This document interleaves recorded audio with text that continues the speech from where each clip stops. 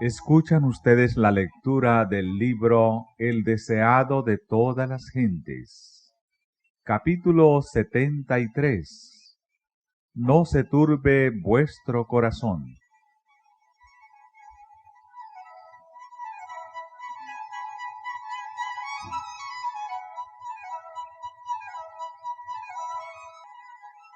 Mirando a sus discípulos con amor divino y con la más tierna simpatía, Cristo dijo: Ahora es glorificado el Hijo del Hombre, y Dios es glorificado en él. Judas había abandonado el aposento alto, y Cristo estaba solo con los 11. Estaba por hablar de su inminente separación de ellos, pero antes de hacerlo, señaló el gran objeto de su misión, que recordaba siempre.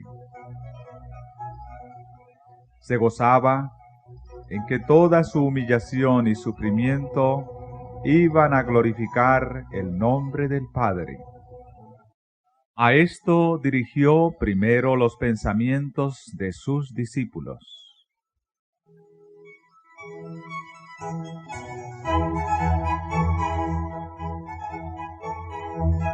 Luego, dirigiéndose a ellos con el término cariñoso de hijitos, dijo: Aún un poco estoy con vosotros. Me buscaréis, mas, como dije a los judíos, donde yo voy, vosotros no podéis venir. Así digo a vosotros ahora.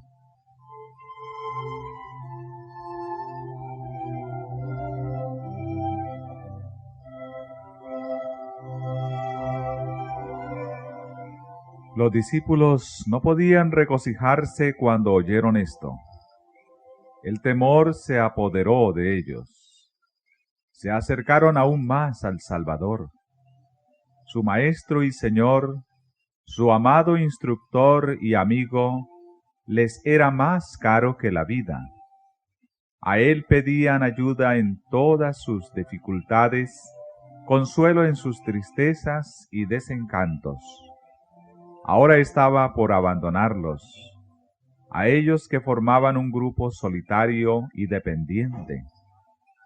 Oscuros eran los pensamientos que les llenaban el corazón.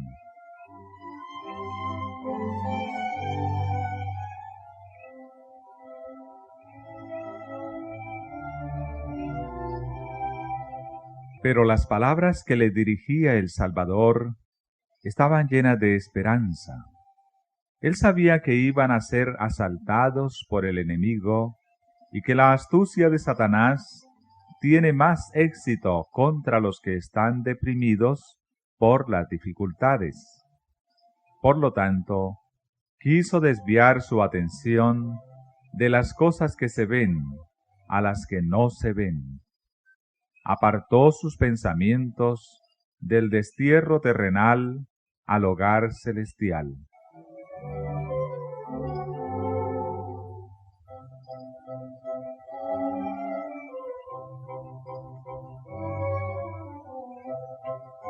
No se turbe vuestro corazón, dijo. Creéis en Dios, creed también en mí. En la casa de mi Padre muchas moradas hay. De otra manera os lo hubiera dicho. Voy, pues, a preparar lugar para vosotros. Y si me fuere y os aparejare lugar, vendré otra vez, y os tomaré a mí mismo, para que donde yo estoy, vosotros también estéis. Y sabéis a dónde yo voy, y sabéis el camino. Por causa vuestra vine al mundo. Estoy trabajando en vuestro favor.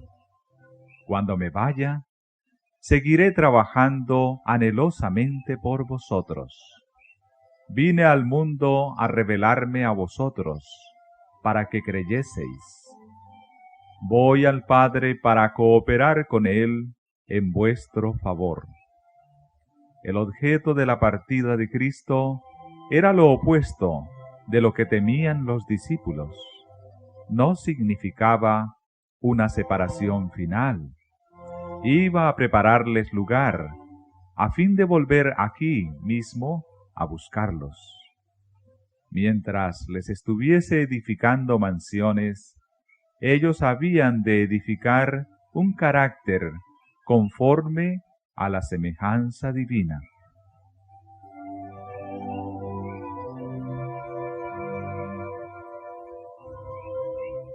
Los discípulos estaban perplejos aún. Tomás, siempre acosado por las dudas, dijo: Señor, no sabemos a dónde vas. ¿Cómo pues podemos saber el camino? Jesús le dice: Yo soy el camino, y la verdad, y la vida. Nadie viene al Padre sino por mí. Si me conocieseis, también a mi Padre conoceríais, y desde ahora le conocéis, y le habéis visto.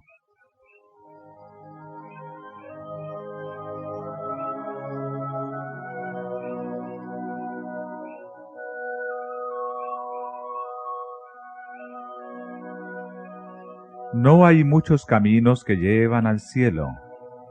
No puede cada uno escoger el suyo. Cristo dice: Yo soy el camino. Nadie viene al Padre sino por mí. Desde que fue predicado el primer sermón evangélico, cuando en el Edén se declaró que la simiente de la mujer aplastaría la cabeza de la serpiente, Cristo ha sido enaltecido como el camino, la verdad y la vida. Él era el camino cuando Adán vivía, cuando Abel ofreció a Dios la sangre del cordero muerto, que representaba la sangre del Redentor. Cristo fue el camino por el cual los patriarcas y los profetas fueron salvos. Él es el único camino por el cual podemos tener acceso a Dios.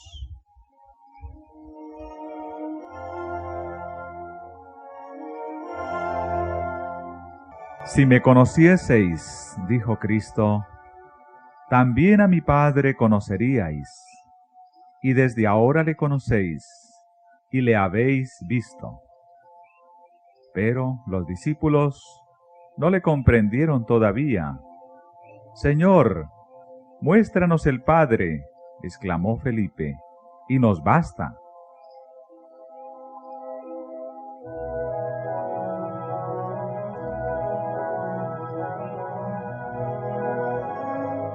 Asombrado por esta dureza de entendimiento, Cristo preguntó con dolorosa sorpresa: ¿Tanto tiempo ha que estoy con vosotros, y no me has conocido, Felipe? ¿Es posible que no veáis al Padre en las obras que hace por medio de mí? ¿No creéis que he venido para testificar acerca del Padre? ¿Cómo pues dices tú, muéstranos al Padre? El que me ha visto al Padre. Cristo no había dejado de ser Dios cuando se hizo hombre. Aunque se había humillado hasta asumir la humanidad, seguía siendo divino. Cristo solo podía representar al Padre ante la humanidad, y los discípulos habían tenido el privilegio de contemplar esta representación por más de 3 años.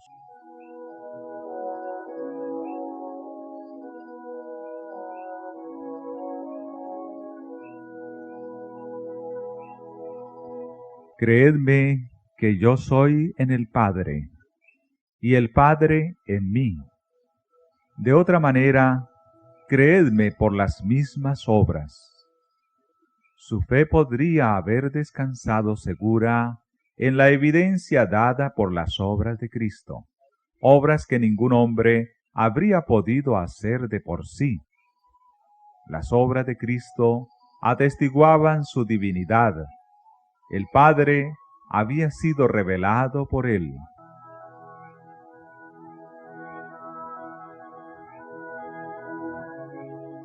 Si los discípulos creyesen en esta relación vital entre el Padre y el Hijo, su fe no los abandonaría cuando vieran los sufrimientos y la muerte de Cristo para salvar a un mundo que perecía.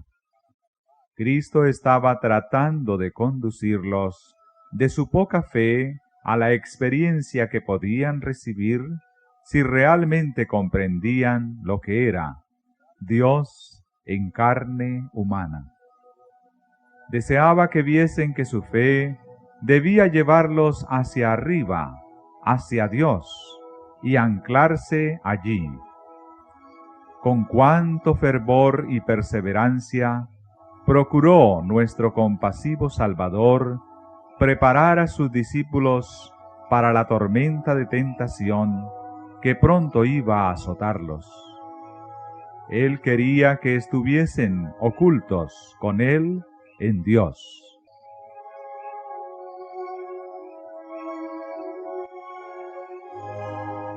Mientras Cristo pronunciaba estas palabras, la gloria de Dios resplandecía en su semblante, y todos los presentes sintieron un sagrado temor al escuchar sus palabras con arrobada atención.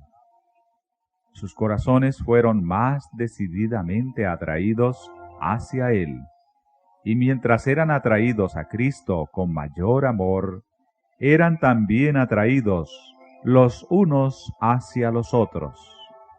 Sentían que el cielo estaba muy cerca y que las palabras que escuchaban eran un mensaje enviado a ellos por su Padre Celestial.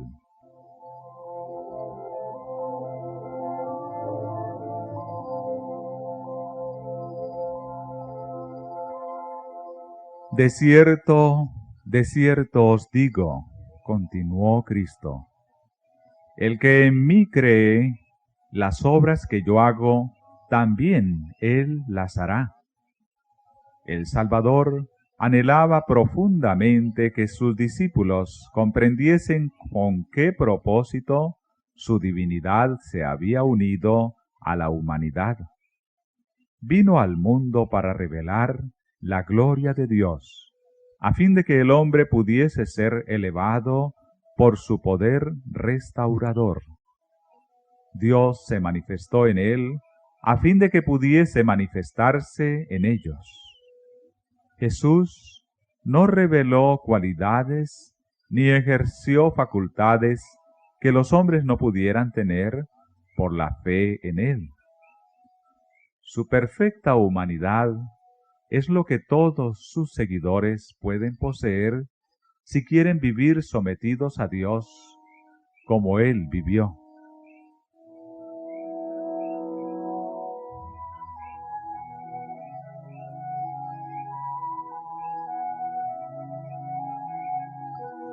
Y mayores que éstas hará, porque yo voy al Padre.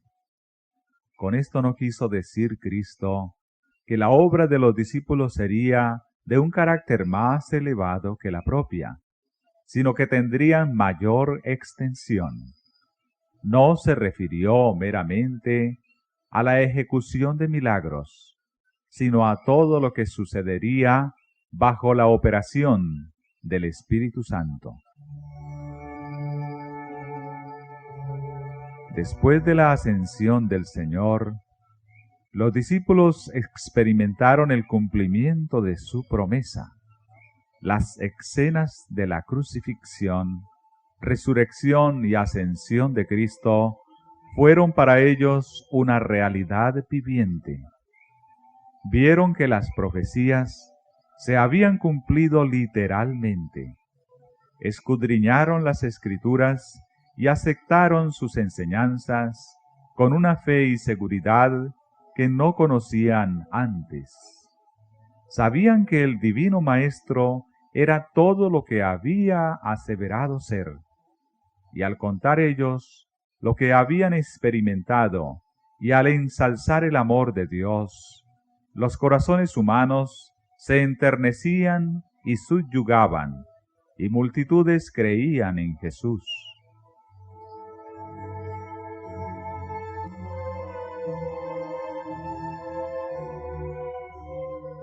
La promesa del Salvador a sus discípulos es una promesa hecha a su iglesia hasta el fin del tiempo. Dios no quería que su admirable plan para redimir a los hombres lograse solamente resultados insignificantes. Todos los que quieran ir a trabajar, no confiando en lo que ellos mismos pueden hacer, sino en lo que Dios puede hacer para ellos y por ellos, experimentarán ciertamente el cumplimiento de su promesa. Mayores obras que éstas hará, Él declara, porque yo voy al Padre.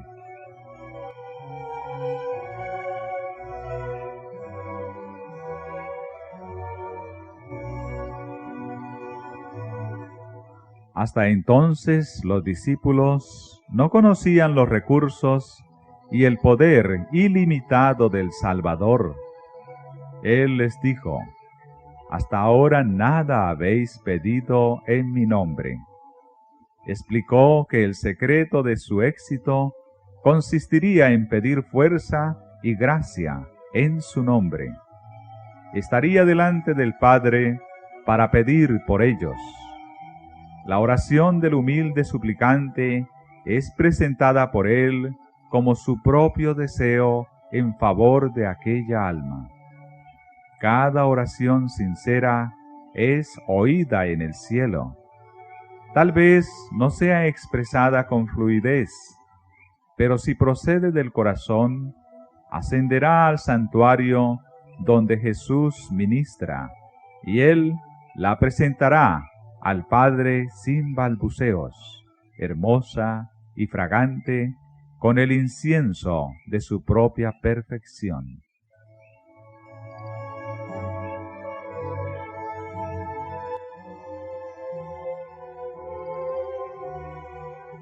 La senda de la sinceridad e integridad no es una senda libre de obstrucción, pero en toda dificultad hemos de ver una invitación a orar. Ningún ser viviente tiene poder que no haya recibido de Dios, y la fuente de donde proviene está abierta para el ser humano más débil. Todo lo que pidiereis al Padre en mi nombre, dijo Jesús, esto haré, para que el Padre sea glorificado en el Hijo. Si algo pidiereis en mi nombre, yo lo haré.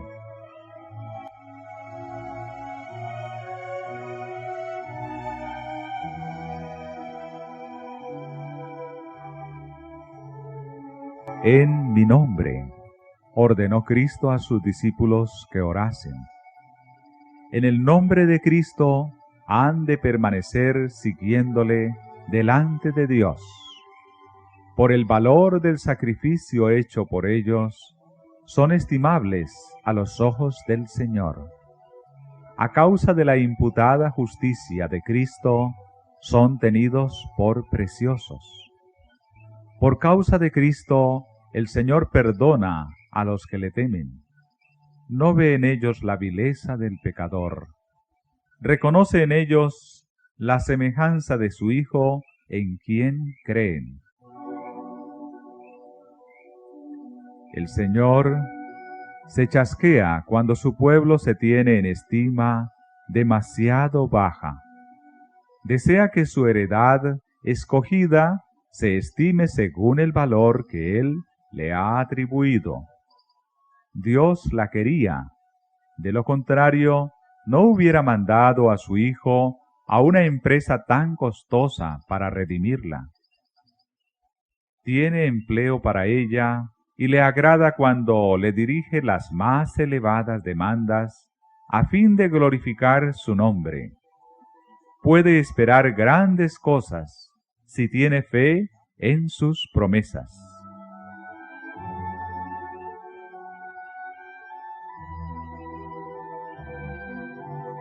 Pero orar en nombre de Cristo significa mucho. Significa que hemos de aceptar su carácter, manifestar su espíritu y realizar sus obras. La promesa del Salvador se nos da bajo cierta condición. Si me amáis, dice, guardad mis mandamientos. Él salva a los hombres no en el pecado, sino del pecado.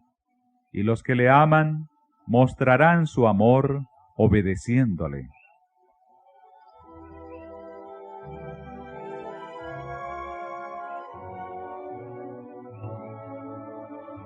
Toda verdadera obediencia proviene del corazón.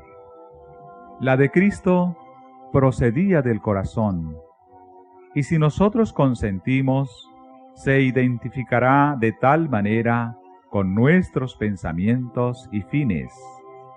Amoldará de tal manera nuestro corazón y mente en conformidad con su voluntad, que cuando le obedezcamos, estaremos tan solo ejecutando nuestros propios impulsos. La voluntad refinada y santificada hallará su más alto deleite en servirle. Cuando conozcamos a Dios, como es nuestro privilegio conocerle, nuestra vida será una vida de continua obediencia. Si apreciamos el carácter de Cristo y tenemos comunión con Dios, el pecado llegará a sernos odioso. Así como Cristo vivió la ley en la humanidad, podemos vivirla nosotros si tan solo nos asimos del fuerte para obtener fortaleza. Pero no hemos de colocar la responsabilidad de nuestro deber en otros y esperar que ellos nos digan lo que debemos hacer. No podemos depender de la humanidad para obtener consejos. El Señor nos enseñará nuestro deber tan voluntariamente como a alguna otra persona. Si acudimos a Él con fe, nos dirá sus misterios a nosotros personalmente. Nuestro corazón arderá con frecuencia en nosotros mismos cuando Él se ponga en comunión con nosotros, como lo hizo con Enoc. Los que decidan no hacer en ningún ramo algo que desagrade a Dios, sabrán, después de presentarle su caso, exactamente qué conducta seguir. Y recibirán no solamente sabiduría, sino fuerza. Se les impartirá poder para obedecer, para servir, según lo prometió Cristo. Cuando se dio a Cristo todas las cosas destinadas a suplir la necesidad de los hombres caídos, se le dio como a la cabeza y representante de la humanidad.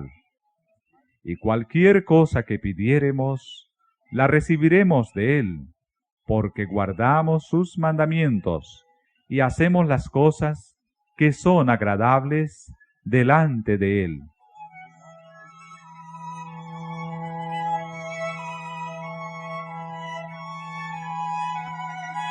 Antes de ofrecerse como víctima para el sacrificio, Cristo buscó el don más esencial y completo que pudiese otorgar a sus seguidores, un don que pusiese a su alcance los ilimitados recursos de la gracia. Yo rogaré al Padre, dijo, y os dará otro consolador para que esté con vosotros para siempre, al Espíritu de verdad, al cual el mundo no puede recibir, porque no le ve ni le conoce. Mas vosotros le conocéis, porque está con vosotros y será en vosotros. No os dejaré huérfanos, vendré a vosotros.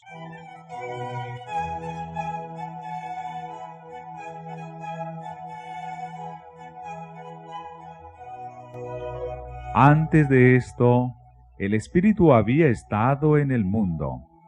Desde el mismo principio de la obra de redención, había estado moviendo los corazones humanos. Pero mientras Cristo estaba en la tierra, los discípulos no habían deseado otro ayudador. Y antes de verse privados de su presencia, no sentirían su necesidad del Espíritu. Pero entonces vendría. El Espíritu Santo es el representante de Cristo, pero despojado de la personalidad humana e independiente de ella. Estorbado por la humanidad, Cristo no podía estar en todo lugar personalmente. Por lo tanto, convenía a sus discípulos que fuese al Padre y enviase el Espíritu como su sucesor en la tierra. Nadie podría entonces tener ventaja por su situación o su contacto personal con Cristo. Por el Espíritu, el Salvador sería accesible a todos. En este sentido, estaría más cerca de ellos que si no hubiese ascendido a lo alto.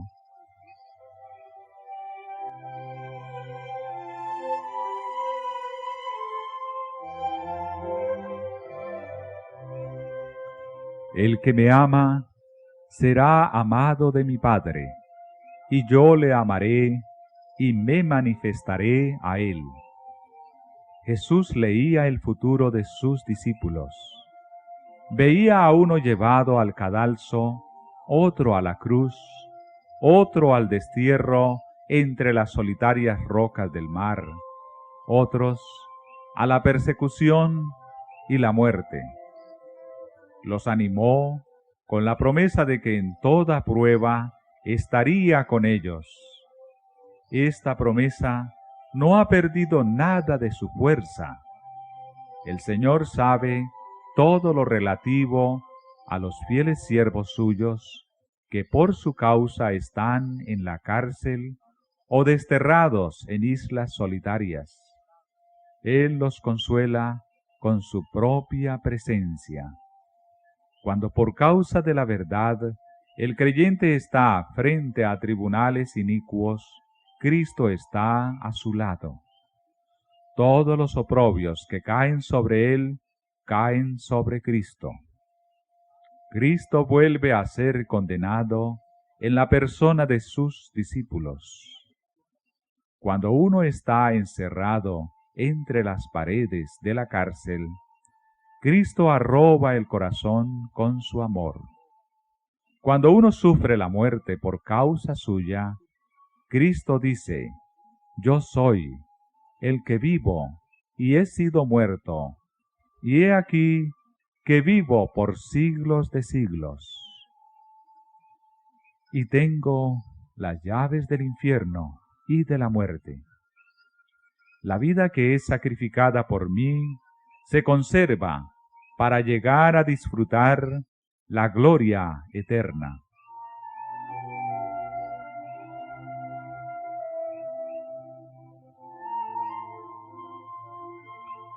En toda ocasión y lugar, en todas las tristezas y aflicciones, cuando la perspectiva parece sombría y el futuro nos deja perplejos y nos sentimos impotentes y solos, se envía el Consolador en respuesta a la oración de fe. Las circunstancias pueden separarnos de todo amigo terrenal, pero ninguna circunstancia ni distancia puede separarnos del Consolador celestial. Donde quiera que estemos, donde quiera que vayamos, está siempre a nuestra diestra para apoyarnos, sostenernos y animarnos.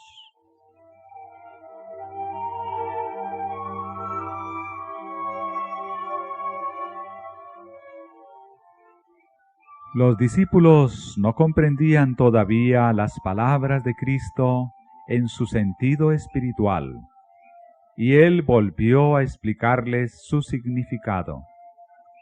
Por el Espíritu dijo: se manifestaría a ellos el Consolador, el Espíritu Santo, al cual el Padre enviará en mi nombre. Él os enseñará todas las cosas. Ya no diréis, no puedo comprender. Ya no veréis oscuramente como por un espejo. Podréis comprender con todos los santos cuál sea la anchura y la longura y la profundidad y la altura, y conocer el amor de Cristo, que excede a todo conocimiento.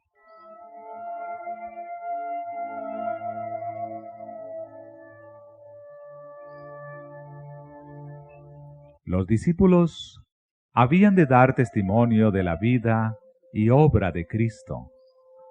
Por sus palabras, Él había de hablar a todos los pueblos sobre la haz de la tierra. Pero en la humillación y muerte de Cristo, iban a sufrir gran prueba y chasco, a fin de que después de esto la palabra de ellos fuese exacta. Jesús prometió respecto al Consolador: os recordará todas las cosas que os he dicho.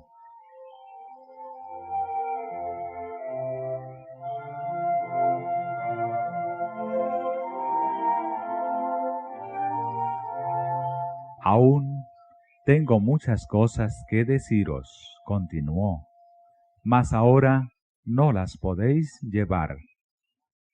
Pero cuando viniere aquel Espíritu de verdad, Él os guiará en toda verdad, porque no hablará de sí mismo, sino que hablará todo lo que oyere, y os hará saber las cosas que han de venir. Él me glorificará, porque tomará de lo mío, y os lo hará saber.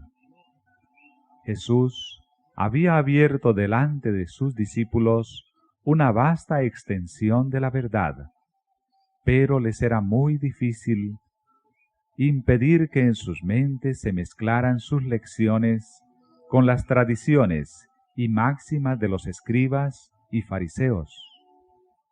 Habían aprendido a aceptar las enseñanzas de los rabinos como voz de Dios, y esto dominaba todavía sus mentes y amoldaba sus sentimientos.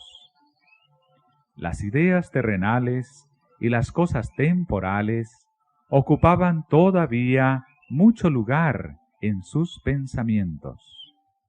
No comprendían la naturaleza espiritual del reino de Cristo, aunque Él se la había explicado tantas veces.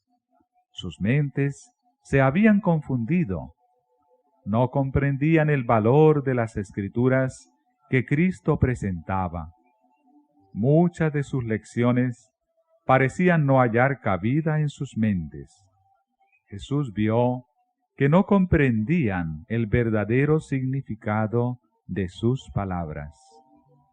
Compasivamente les prometió que el Espíritu Santo les recordaría esos dichos. Y había dejado sin decir muchas cosas que no podían ser comprendidas por los discípulos. Estas también les serían reveladas por el Espíritu. El Espíritu había de vivificar su entendimiento, a fin de que pudiesen apreciar las cosas celestiales. Cuando viniere aquel Espíritu de verdad, dijo Jesús, Él os guiará a toda verdad.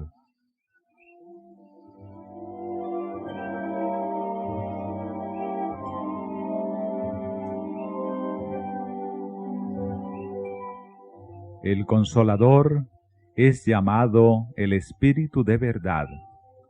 Su obra consiste en definir y mantener la verdad. Primero, mora en el corazón como el Espíritu de verdad, y así llega a ser el Consolador.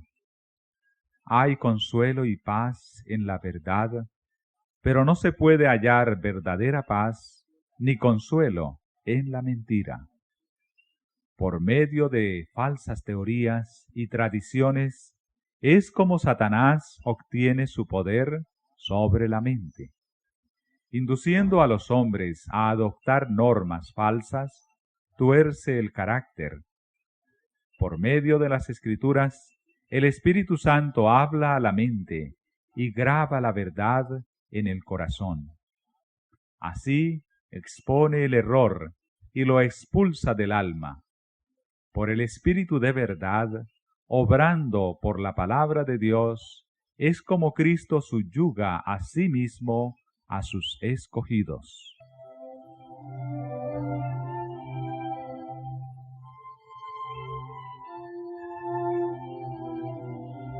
Al describir a sus discípulos la obra y el cargo del Espíritu Santo, Jesús trató de inspirarles el gozo y la esperanza que alentaba su propio corazón.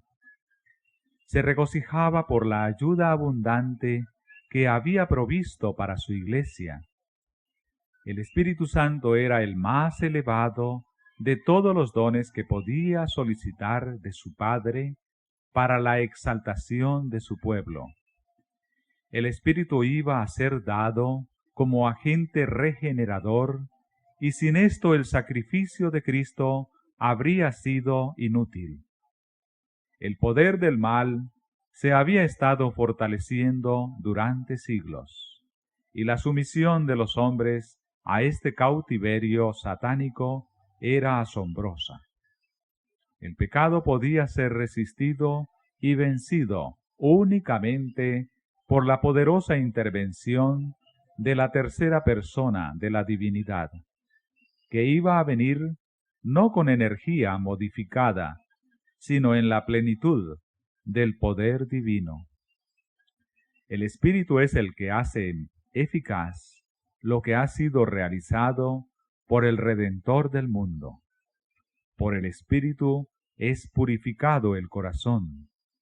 Por el Espíritu llega a ser el creyente partícipe de la naturaleza divina. Cristo ha dado su Espíritu como poder divino para vencer todas las tendencias hacia el mal, hereditarias y cultivadas, y para grabar su propio carácter en su iglesia.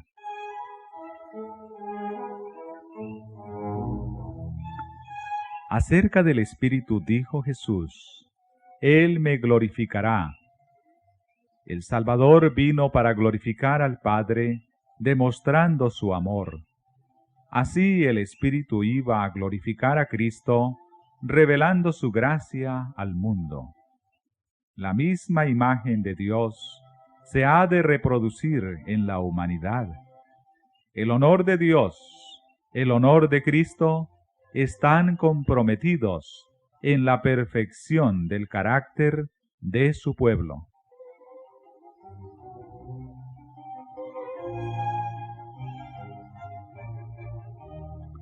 Cuando Él, el Espíritu de verdad, viniere, redarguirá al mundo de pecado y de justicia y de juicio. La predicación de la palabra sería inútil sin la continua presencia y ayuda del Espíritu Santo. Este es el único maestro eficaz de la verdad divina. Únicamente cuando la verdad vaya al corazón, acompañada por el Espíritu, vivificará la conciencia o transformará la vida. Uno podría presentar la letra de la palabra de Dios, estar familiarizado con todos sus mandamientos y promesas, pero a menos que el Espíritu Santo grabe la verdad, ninguna alma caerá sobre la roca y será quebrantada.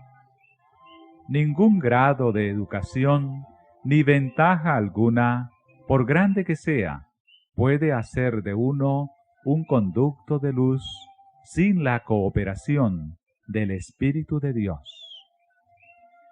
La siembra de la semilla del Evangelio no tendrá éxito a menos que esa semilla sea vivificada por el rocío del cielo. Antes que un solo libro del Nuevo Testamento fuese escrito, Antes que se hubiese predicado un sermón evangélico después de la ascensión de Cristo, el Espíritu Santo descendió sobre los apóstoles que oraban. Entonces el testimonio de sus enemigos fue: habéis llenado a Jerusalén de vuestra doctrina.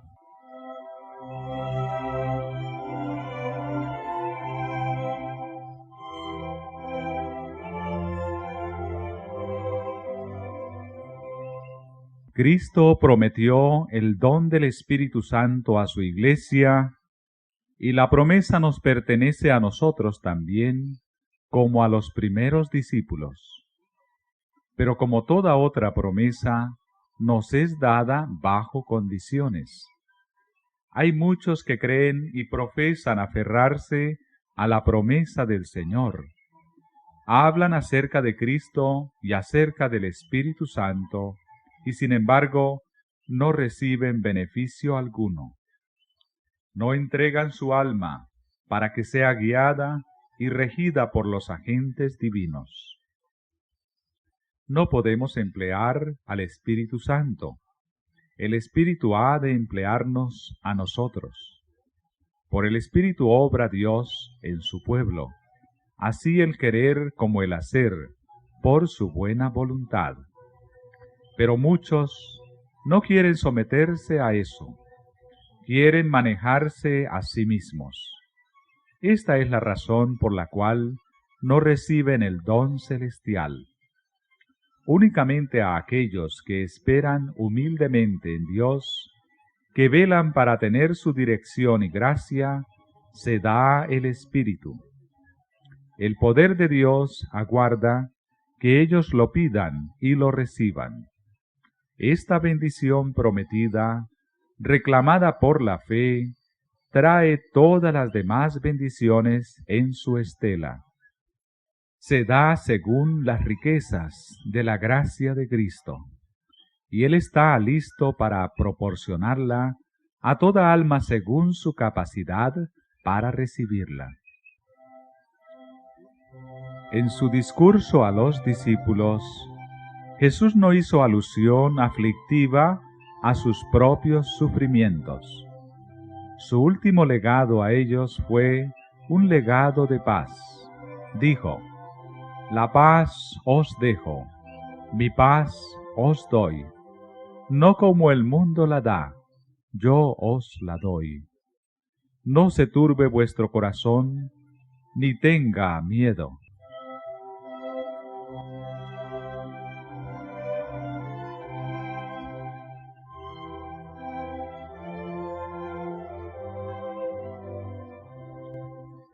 Antes de salir del aposento alto, el Salvador entonó con sus discípulos un canto de alabanza. Su voz fue oída, no en los acordes de alguna endecha triste, sino en las gozosas notas del cántico pascual. Alabad a Jehová, naciones todas, pueblos todos, alabadle, porque ha engrandecido sobre nosotros su misericordia, y la verdad de Jehová es para siempre. Aleluya.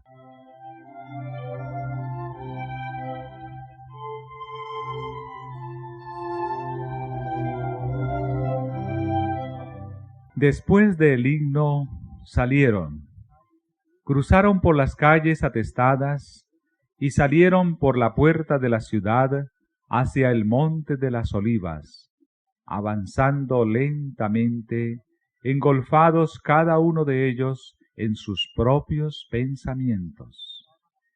Cuando empezaban a descender hacia el monte, Jesús dijo, en un tono de la más profunda tristeza: todos vosotros seréis escandalizados en mí esta noche, porque escrito está: heriré al pastor, y las ovejas de la manada serán dispersas. Los discípulos oyeron esto con tristeza y asombro. recordaron cómo en la sinagoga de Capernaum, cuando Cristo habló de sí mismo como del pan de vida, muchos se habían ofendido y se habían apartado de él.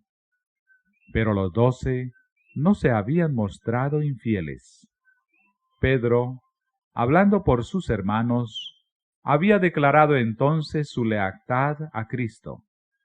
Entonces el Salvador había dicho: ¿No he escogido yo a vosotros 12, y uno de vosotros es diablo? En el aposento alto, Jesús había dicho que uno de los 12 le traicionaría, y que Pedro le negaría. Pero ahora sus palabras los incluían a todos.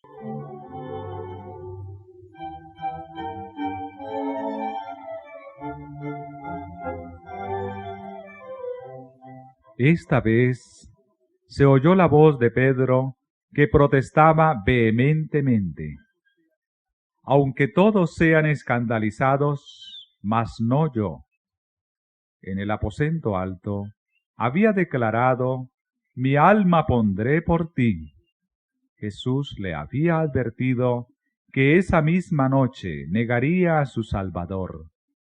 Ahora Cristo le repite la advertencia: de cierto te digo que tú, hoy, en esta noche, antes que el gallo haya cantado 2 veces, me negarás 3 veces. Pero Pedro, con mayor porfía, decía: si me fuere menester morir contigo, no te negaré. También todos decían lo mismo.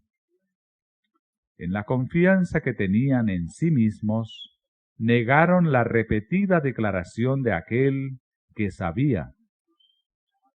No estaban preparados para la prueba. Cuando la tentación les sobreviniese, comprenderían su propia debilidad.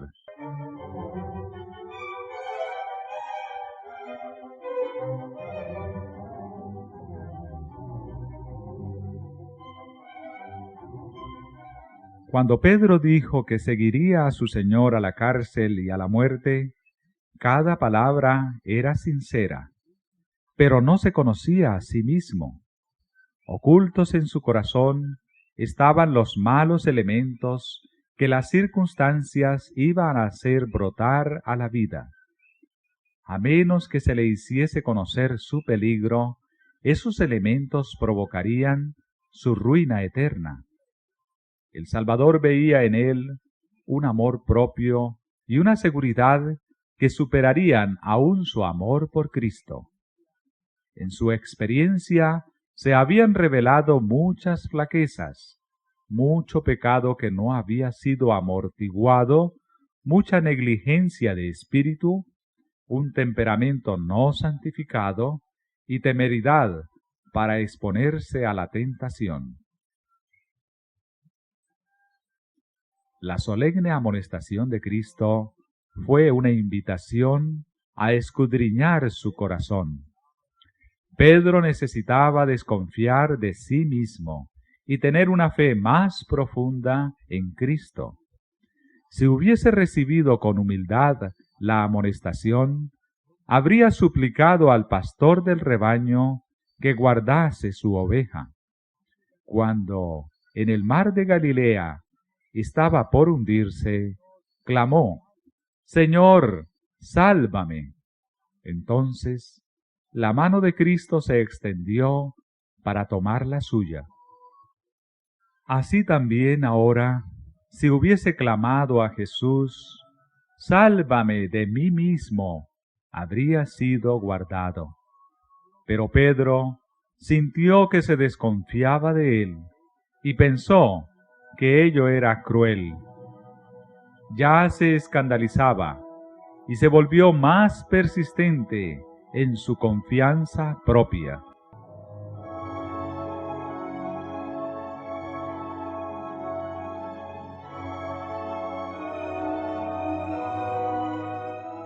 Jesús miró con compasión a sus discípulos. No podía salvarlos de la prueba, pero no los dejó sin consuelo. Les aseguró que él estaba por romper las cadenas del sepulcro y que su amor por ellos no faltaría. Después que haya resucitado, dijo, iré delante de vosotros a Galilea. Antes que le negasen, les aseguró el perdón. Después de su muerte y resurrección, supieron que estaban perdonados y que el corazón de Cristo los amaba.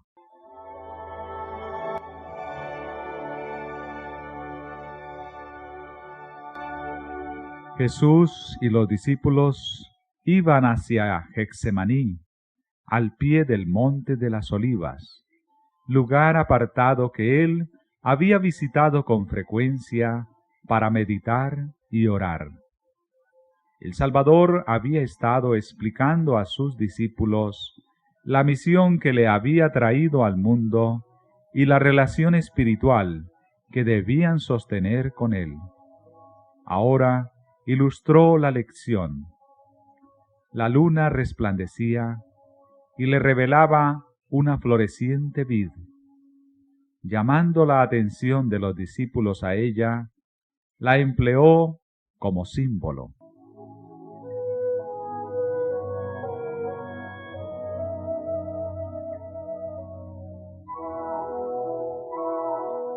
Yo soy la vid verdadera, dijo.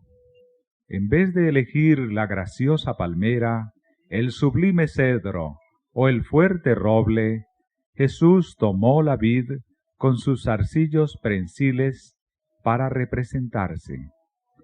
La palmera, el cedro y el roble se sostienen solos, no necesitan apoyo. Pero la vid se aferra al enrejado y así sube hacia el cielo. Así también Cristo, en su humanidad, dependía del poder divino. No puedo yo de mí mismo hacer nada, declaró.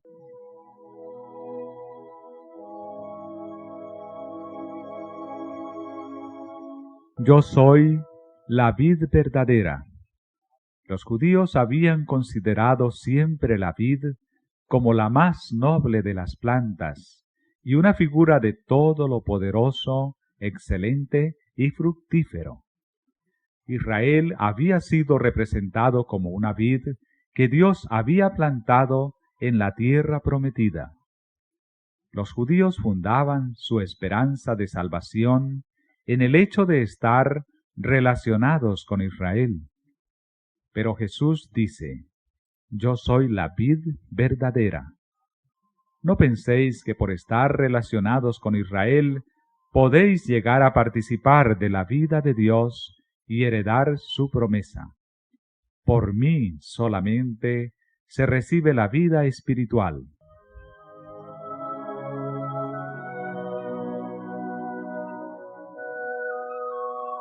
Yo soy la vid verdadera, y mi Padre es el labrador. En las colinas de Palestina, nuestro Padre Celestial había plantado su buena vid, y Él mismo era el que la cultivaba. Muchos eran atraídos por la hermosura de esta vid, y declaraban su origen celestial. Pero, para los dirigentes de Israel, parecía como una raíz en tierra seca. Tomaron la planta, la maltrataron y pisotearon bajo sus profanos pies. Querían destruirla para siempre, pero el celestial viñador no la perdió nunca de vista. Después que los hombres pensaron que la habían matado, la tomó y la volvió a plantar al otro lado de la muralla. Ya no se vería el tronco, quedaría oculto de los rudos asaltos de los hombres. Pero los sarmientos de la vid colgaban por encima de la muralla, habían de representarla. Por su medio se podrían unir todavía injertos a la vid. De ella se ha ido obteniendo fruto. Ha habido una cosecha que los transeúntes han arrancado.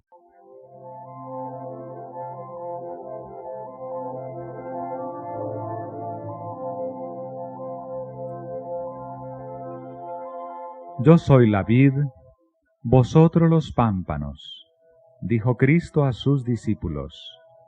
Aunque él estaba por ser arrebatado de entre ellos, su unión espiritual con él no había de cambiar. La unión del sarmiento con la vid, dijo, representa la relación que habéis de sostener conmigo. El pámpano está injertado en la vid viviente, y fibra tras fibra, vena tras vena, va creciendo en el tronco. La vida de la vid llega a ser la vida del pámpano. Así también, el alma muerta en delitos y pecados recibe vida por su unión con Cristo. Por la fe en Él, como Salvador personal, se forma esa unión. El pecador une su debilidad a la fuerza de Cristo, su vacuidad a la plenitud de Cristo, su fragilidad a la perdurable potencia de Cristo. Entonces, tiene el sentir de Cristo. La humanidad de Cristo ha tocado nuestra humanidad, y nuestra humanidad ha tocado la divinidad. Así, por la intervención del Espíritu Santo, el hombre viene a ser participante de la naturaleza divina. Es acepto en el amado.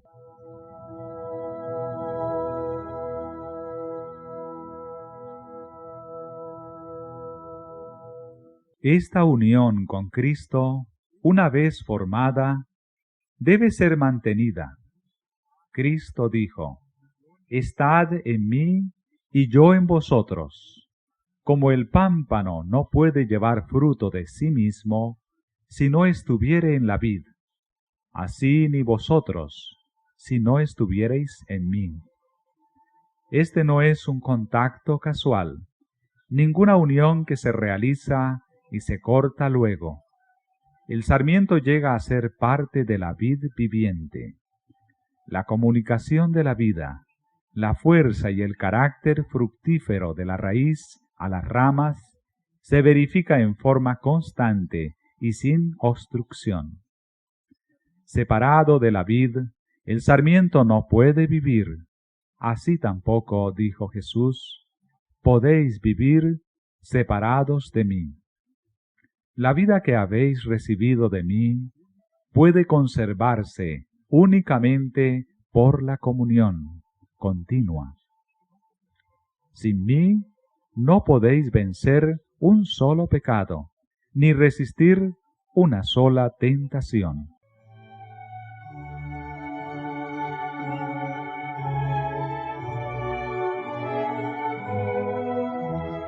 Estad en mí y yo en vosotros. El estar en Cristo significa recibir constantemente de su Espíritu una vida de entrega sin reservas a su servicio. El conducto de comunicación debe mantenerse continuamente abierto entre el hombre y su Dios. Como el sarmiento de la vid recibe constantemente la savia de la vid viviente, así hemos de aferrarnos a Jesús y recibir de Él por la fe, la fuerza y la perfección de su propio carácter.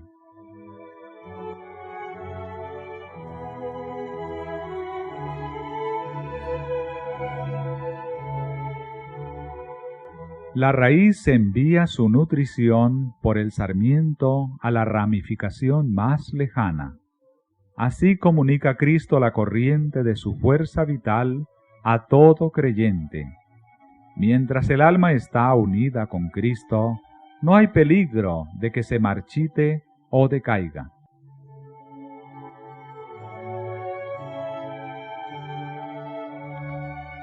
La vida de la vid se manifestará en el fragante fruto de los sarmientos. El que está en mí, dijo Jesús, y yo en él, éste lleva mucho fruto, porque sin mí nada podéis hacer. Cuando vivamos por la fe en el Hijo de Dios, los frutos del Espíritu se verán en nuestra vida. No faltará uno solo.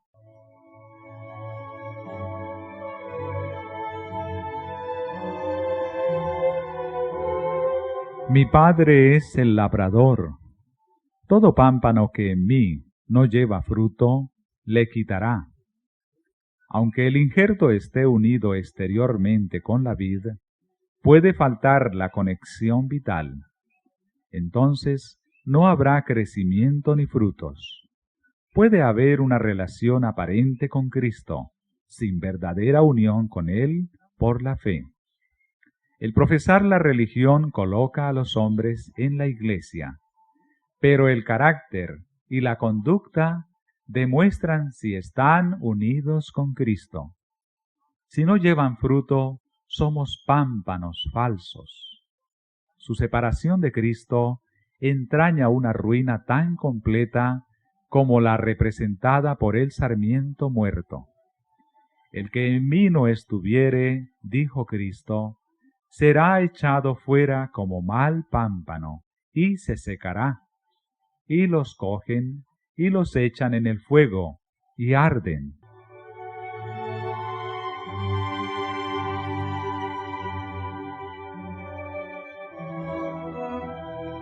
Todo pámpano que lleva fruto, lo limpiará para que lleve más fruto. De los 12 escogidos que habían seguido a Jesús, uno estaba por ser sacado como rama seca. El resto iba a pasar bajo la podadera de la amarga prueba. Con solemne ternura, Jesús explicó el propósito del labrador. La poda causará dolor, pero es el Padre quien la realiza. Él no trabaja con mano despiadada y corazón indiferente. Hay ramas que se arrastran por el suelo y tienen que ser separadas de los apoyos terrenales en que sus zarcillos se han enredado. Han de dirigirse hacia el cielo y hallar su apoyo en Dios. El follaje excesivo que desvía de la fruta la corriente vital debe ser suprimido. El exceso de crecimiento debe ser cortado para que puedan penetrar los sanadores rayos del sol de justicia. El labrador poda lo que perjudica, a fin de que la fruta pueda ser más rica y abundante.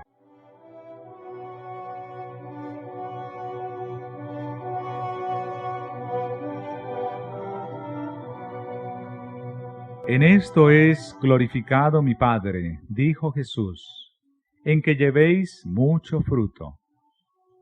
Dios desea manifestar por vosotros la santidad, la benevolencia, la compasión de su propio carácter. Sin embargo, el Salvador no invita a los discípulos a trabajar para llevar fruto. Les dice que permanezcan en Él. Si estuviereis en mí, dice Él, y mis palabras estuvieren en vosotros, pedid todo lo que quisiereis, y os será hecho. Por la palabra es como Cristo mora en sus seguidores. Es la misma unión vital representada por comer su carne y beber su sangre. Las palabras de Cristo son espíritu y vida. Al recibirlas, recibís la vida de la vid. Vivís con toda palabra que sale de la boca de Dios. La vida de Cristo en vosotros produce los mismos frutos que en Él. Viviendo en Cristo, adhiriéndoos a Cristo, sostenidos por Cristo, recibiendo alimento de Cristo, lleváis fruto, según la semejanza de Cristo.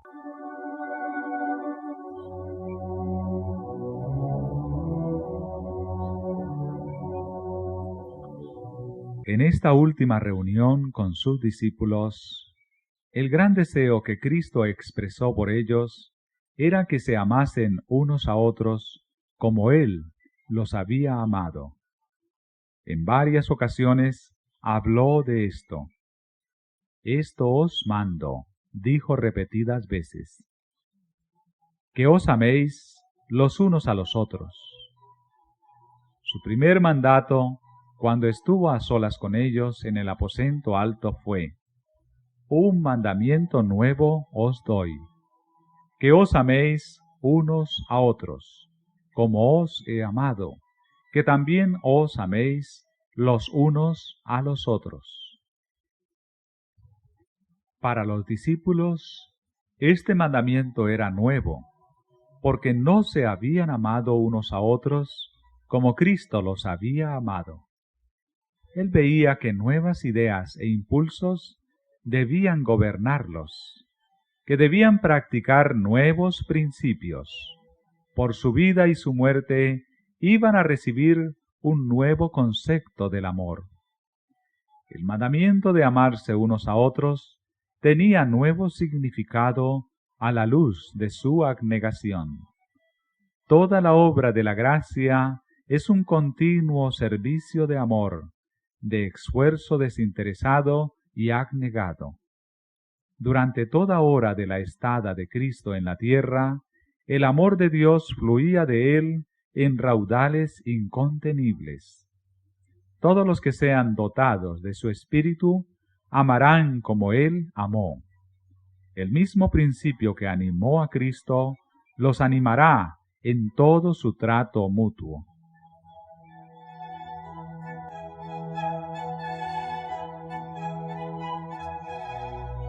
Este amor es la evidencia de su discipulado. En esto conocerán todos que sois mis discípulos, dijo Jesús, si tuviereis amor los unos con los otros. Cuando los hombres no están vinculados por la fuerza o los intereses propios, sino por el amor, manifiestan la obra de una influencia que está por encima de toda influencia humana. Donde existe esta unidad, constituye una evidencia de que la imagen de Dios se está restaurando en la humanidad, que ha sido implantado un nuevo principio de vida. Muestra que hay poder en la naturaleza divina para resistir a los agentes sobrenaturales del mal y que la gracia de Dios subyuga el egoísmo inherente en el corazón natural.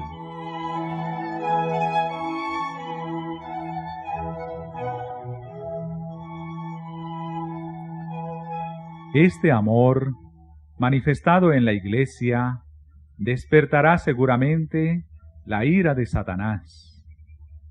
Cristo no trazó a sus discípulos una senda fácil.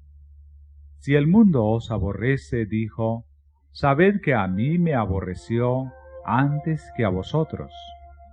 Si fuerais del mundo, el mundo amaría lo suyo, mas porque no sois del mundo, antes yo os elegí del mundo, por eso os aborrece el mundo. Acordaos de la palabra que yo os he dicho. ¿No es el siervo mayor que su señor? Si a mí me han perseguido, también a vosotros perseguirán. Si han guardado mi palabra, también guardarán la vuestra. Mas todo esto os harán por causa de mi nombre, porque no conocen al que me ha enviado. El Evangelio ha de ser proclamado mediante una guerra agresiva en medio de oposición, peligros, pérdidas y sufrimientos. Pero los que hacen esta obra están tan solo siguiendo los pasos de su Maestro.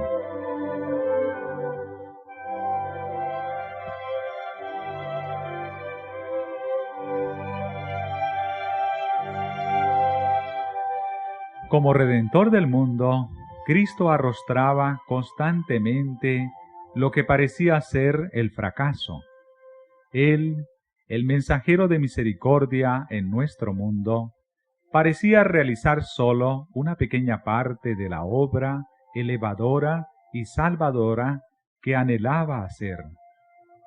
Las influencias satánicas estaban obrando constantemente para oponerse a su avance, pero no quiso desanimarse.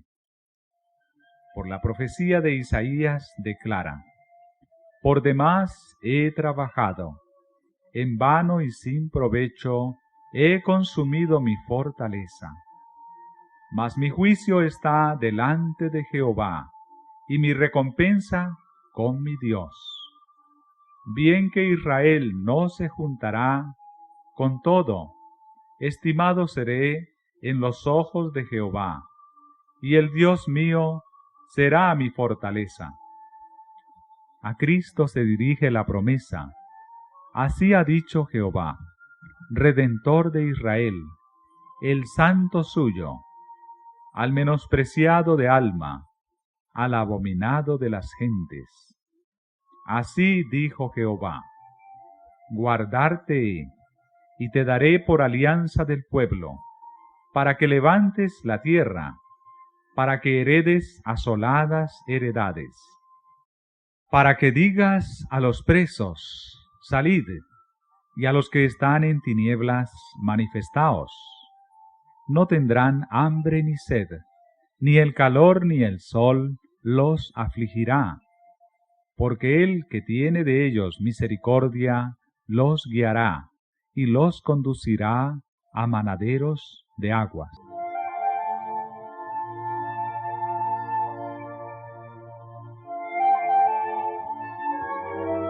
Jesús confió en esta palabra y no dio a Satanás ventaja alguna.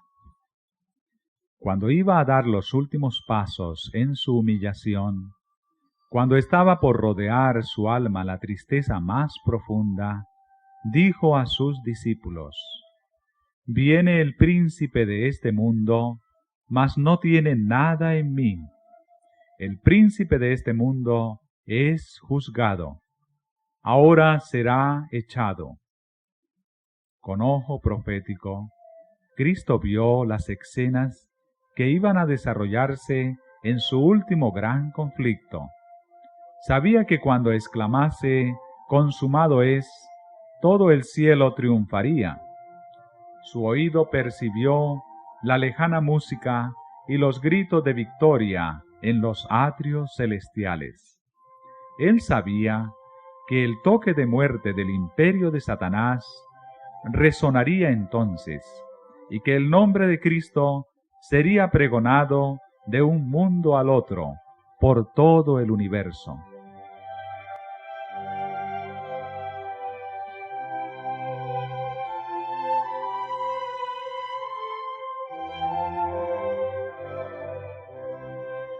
Cristo se regocijó de que podía hacer más en favor de sus discípulos de lo que ellos podían pedir o pensar.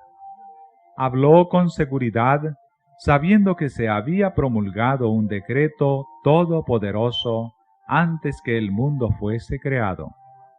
Sabía que la verdad, armada con la omnipotencia del Espíritu Santo, vencería en la contienda con el mal, y que el estandarte manchado de sangre ondearía triunfantemente sobre sus seguidores.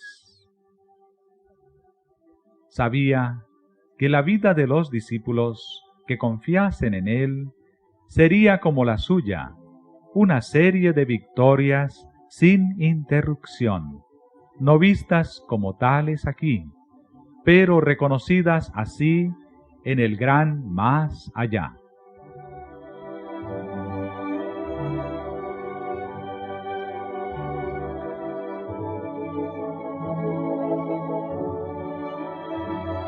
Estas cosas os he hablado, dijo, para que en mí tengáis paz. En el mundo tendréis aflicción, mas confiad, yo he vencido al mundo.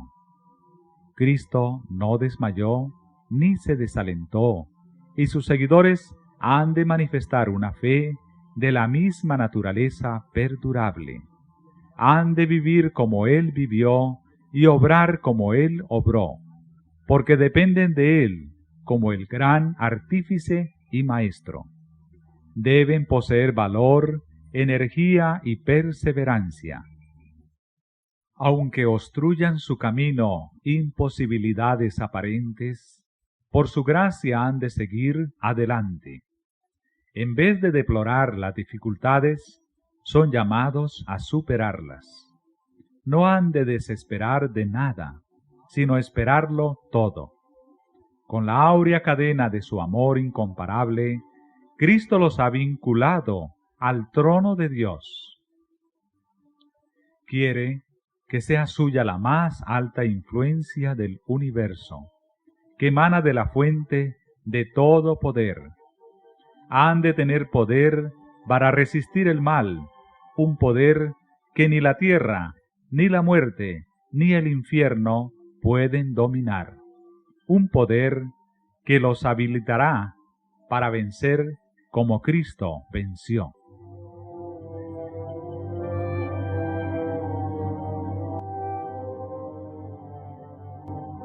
Cristo quiere que estén representados en su iglesia, en la tierra, el orden celestial, el plan de gobierno celestial, la armonía divina del cielo. Así queda glorificado en los suyos. Mediante ellos resplandecerá ante el mundo el sol de justicia, con un brillo que no se empañará. Cristo dio a su iglesia amplias facilidades, a fin de recibir ingente rédito de gloria de su posesión comprada y redimida. Ha otorgado a los suyos capacidades y bendiciones para que representen su propia suficiencia. La iglesia dotada de la justicia de Cristo es su depositaria, en la cual las riquezas de su misericordia y su gracia y su amor han de aparecer en plena y final manifestación. Cristo mira a su pueblo en su pureza y perfección como la recompensa de su humillación y el suplemento de su gloria, siendo Él mismo el gran centro, del cual irradia toda gloria.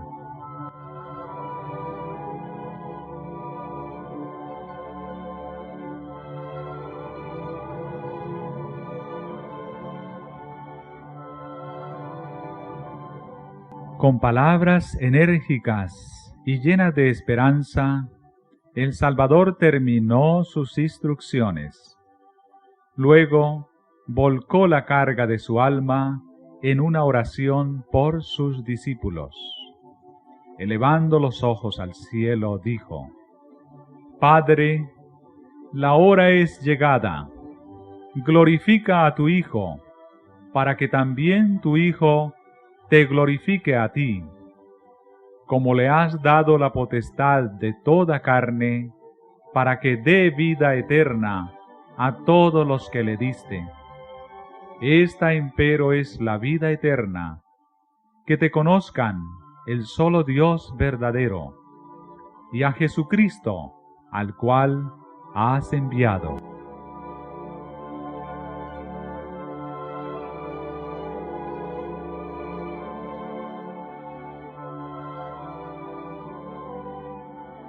Cristo había concluido la obra que se le había confiado. Había glorificado a Dios en la tierra. Había manifestado el nombre del Padre.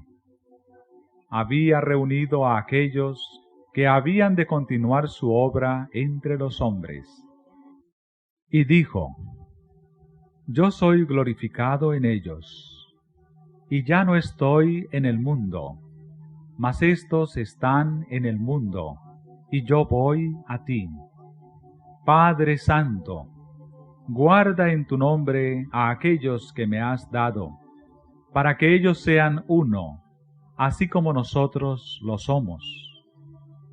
Mas no ruego solamente por estos, sino también por los que han de creer en mí por la palabra de ellos, para que todos sean una cosa, yo en ellos y tú en mí, para que sean consumadamente una cosa, y que el mundo conozca que tú me enviaste, y que los has amado, como también a mí me has amado.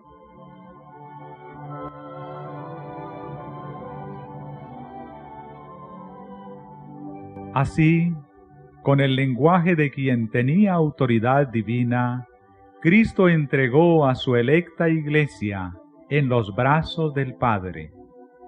Como consagrado sumo sacerdote, intercedió por los suyos.